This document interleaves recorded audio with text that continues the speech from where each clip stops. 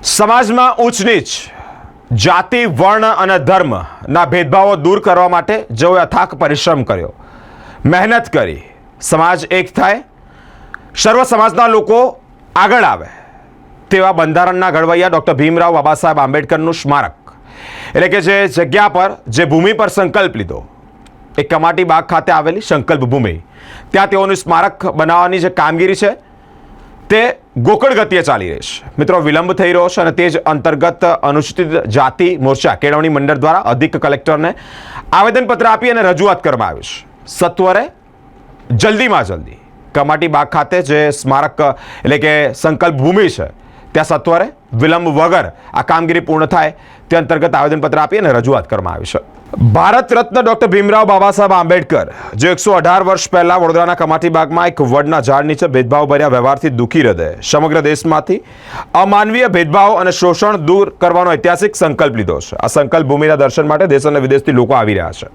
દર વર્ષે ડૉક્ટર આંબેડકર જન્મ જયંતિ નિમિત્તે સંકલ્પ દિન અને નિર્વાણ દિવસ નિમિત્તે જે લાખો લોકો પાવન ભૂમિની મુલાકાત લે છે.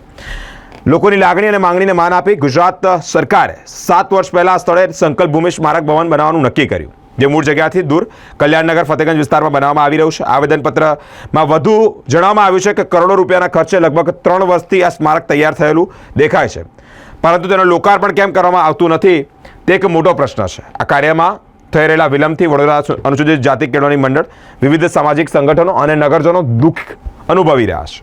તેઓની માંગણી છે કે ઐતિહાસિક સંકલ્પ ભૂમિનું સ્મારક ભવનનું જે કામ છે તે તાત્કાલિક પૂર્ણ કરવામાં આવે અને લોકાર્પણ થાય. 23મી તારીખના રોજ 108માં સંકલ્પ દિવસ વડોદરા શહેર અને બહારથી આવતા લોકો તેનો લાભ લઈ શકે. અંતમાં આવેદનપત્રમાં અધિક નિવાસી કલેક્ટરને વિનંતી પણ કરવામાં આવી છે કે આ રજૂઆત ગુજરાત સરકાર અને સંબંધિત જવાબદાર અધિકારીઓ સુધી પહોંચાડવામાં આવે, ઐતિહાસિક કાર્ય સત્વરે પૂર્ણ થાય અને લોકો માટે ખુલ્લું મુકાય તેવી એક માંગ છે.